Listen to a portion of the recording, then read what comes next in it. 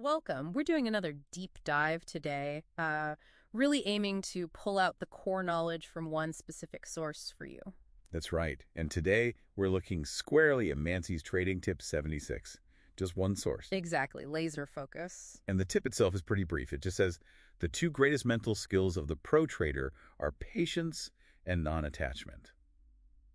Short, but seems like there's a lot under the surface there. I think so too. Now, you might hear trading tips and think, okay, maybe not for me. Sure. But what if these mental skills Mansi mentions, what if they're actually fundamental ways to handle, well, any situation where you're aiming for a good outcome?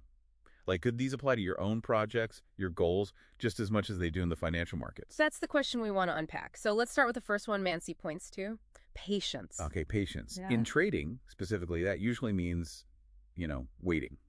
Waiting for the best moment to make a move. Right, resisting that urge to just constantly be doing something. Exactly. Not jumping in too early, and also letting trades that are working, letting them actually develop. Not closing them just because you feel anxious. Yeah, that pressure to act immediately, we see that everywhere, don't we? This constant need for instant results or responses. We do. But Mansi's tip suggests that in a high-stakes place like trading, that very impulse, that need to act now, can actually hurt you. And it's interesting because some research actually backs this up. It suggests that those times when you're not actively doing something, they can be really beneficial. How so? Well, it gives your mind space to process information better, maybe spot patterns or opportunities you'd miss if you were just constantly reacting.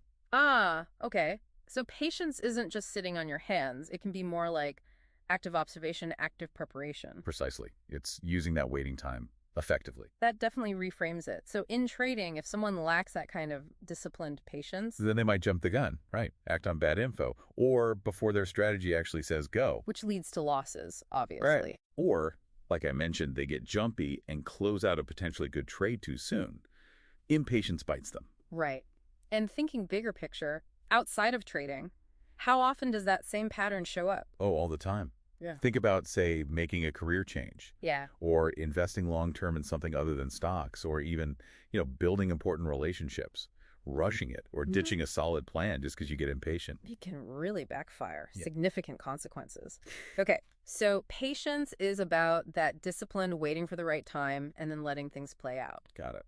All right, let's dig into the second skill Mansi mentions, non-attachment. This one, it feels a bit trickier maybe. What does that actually mean for a pro trader? Yeah, non-attachment, it sounds a bit cold maybe, Mm-hmm. but think of it less like not caring and more like mental resilience, Yeah. emotional balance. Okay. In trading, it's about a trader being able to stay emotionally separate from the result of any one trade, win or lose. So not getting too high on the wins or too crushed by the losses. Exactly.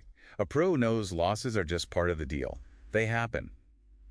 The focus isn't on one single outcome, but on sticking to their strategy consistently over time. Right. So it's about stopping your emotions, the fear of losing money or the greed for bigger and bigger wins, stopping those from clouding your judgment.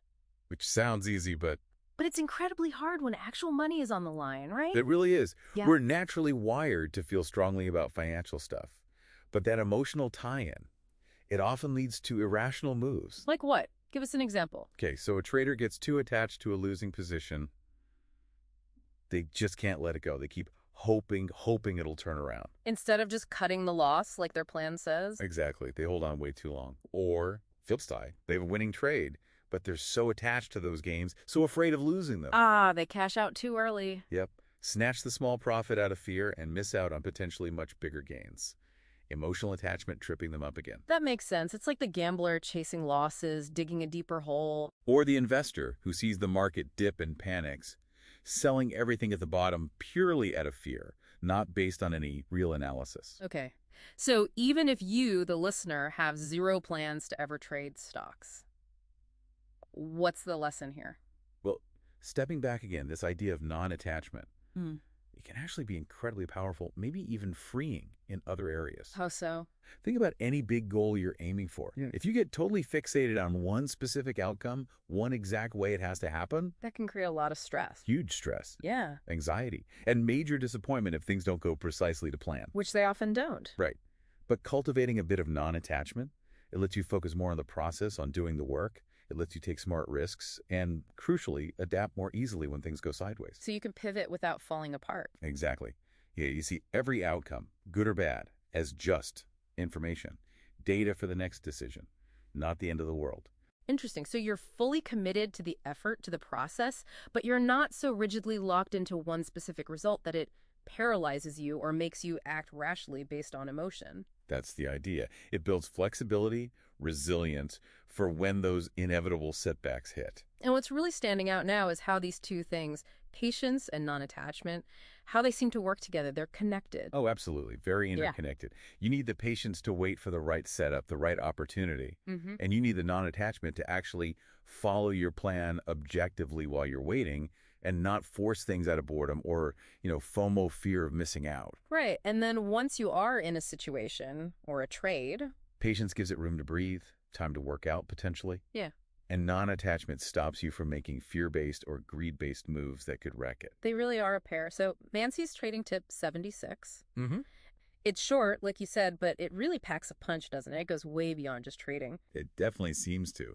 It highlights how critical our own internal state, our mental game, our emotional control is for succeeding in anything where there's uncertainty and risk involved. It was a lot of life, really. It is. Mm. And it makes you wonder, doesn't it? How often do we consciously try to cultivate these internal skills? Yeah, that's a good point. Yeah. We spend so much time on external stuff, the strategies, the tactics, the tools. But maybe the biggest edge we can get comes from strengthening that inner game. Our ability to be patient, our ability to detach a bit from specific outcomes.